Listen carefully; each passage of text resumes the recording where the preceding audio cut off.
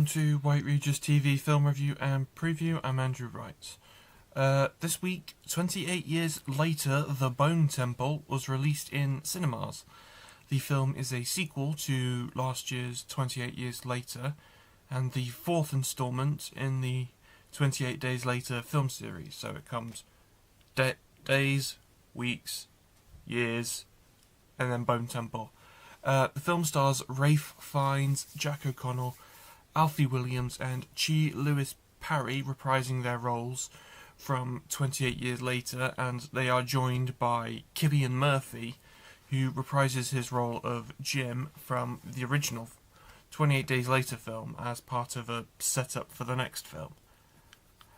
Bone Temple revolves around Williams' Spike getting inducted into O'Connell's Sir Jimmy Crystal's gang of acrobatic killers in a post-apocalyptic Britain ravaged by the rage virus, while Fiennes' Dr. Ian Kelson forms a new relationship with potentially world-changing consequences. So, like the previous film, Bone Temple has also received universally positive reviews from critics who praise director Nia DaCosta, as well as Fiennes and O'Connell's performances. But be aware, the Bone Temple is rated 18 by the BBFC, as opposed to 28 Years Later being a 15. So that actually falls in line more with the rest of the series. 28 Years Later was the lone 15. 28 Years Later, The Bone Temple is in cinemas now. This week, Tron Ares arrived on home video. The film is the third instalment in the Tron series and is a standalone sequel to 2010's Tron Legacy. The film revolves around Encom and Dillinger Systems being in a technology race to make digital constructs a reality, bringing them into the real world.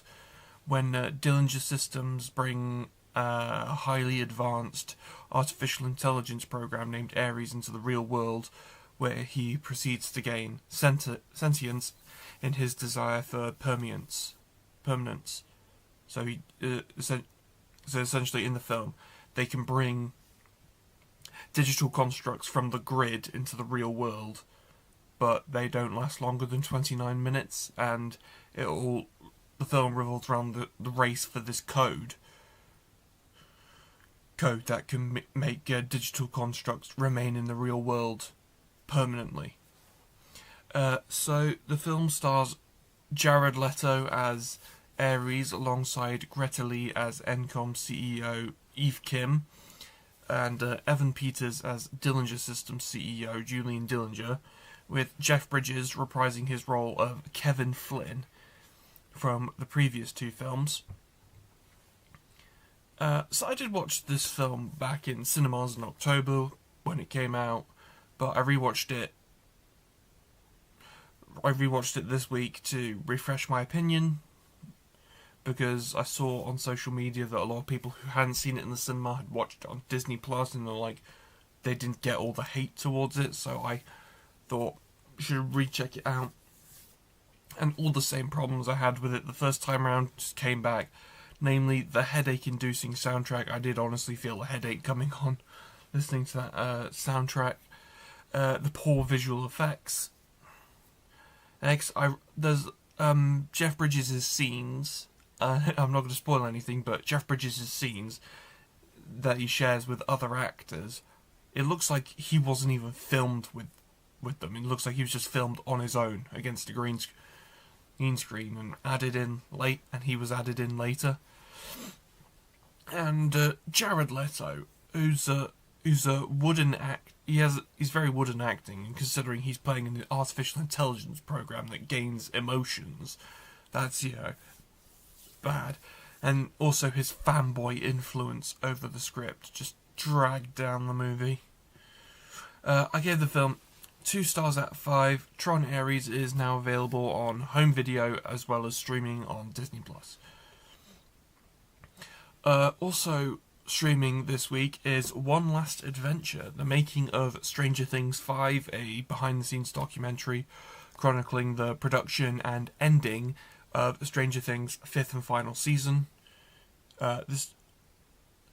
So honestly, this documentary reminded me a lot of my favourite documentary, The Last Watch, which is behind the scenes on Game of Thrones' final season, which I really love that documentary. Even if I don't like the ending of Game of Thrones, I digress. And a large part of the feeling of One Last Adventure, this documentary, is about closing the book on this world almost permanently. Because I feel no desire to return to the world of Stranger Things beyond just rewatching it. And even then, I just don't really feel any desire to go back to that world. This documentary just closes the book. But I do feel that the documentary is a bit chaotic in how it's put together. Namely, it seems to be, it's 2 hours long, so it's, not short. But I feel like it does rush through a bit of the production of the season, considering that the season was filmed over 12 months. And the documentary does make the Duffer Brothers look a bit incompetent, but honestly, it does serve as an emotionally satisfying conclusion to this decade of people's lives.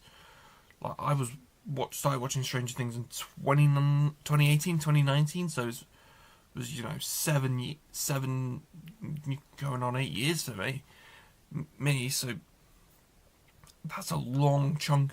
That's a better part of a decade, and some people have been watching since the beginning. But yeah, it's it's a large chapter of people's lives. So, and the documentary is an emotionally satisfying conclusion, considering I find that the TV show, the conclusion was satisfying for me, and I actually admire it. But the documentary it's emotionally satisfying for people who've followed the show, followed the actors and whatnot, and then this is just bringing it to a close. So I gave the documentary 3.5 stars out of 5. It's streaming now on Netflix.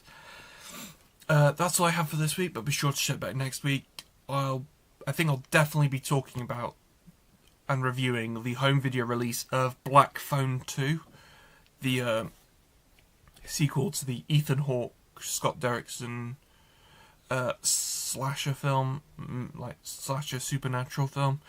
I do want to talk about and review the home video of The Smashing Machine, the Dwayne Johnson A24 Awards talked about film, but there seems to be there might be some stock issues going on at the moment, so I don't have a timeline on if I'll be able to review that for next week. So see you next time.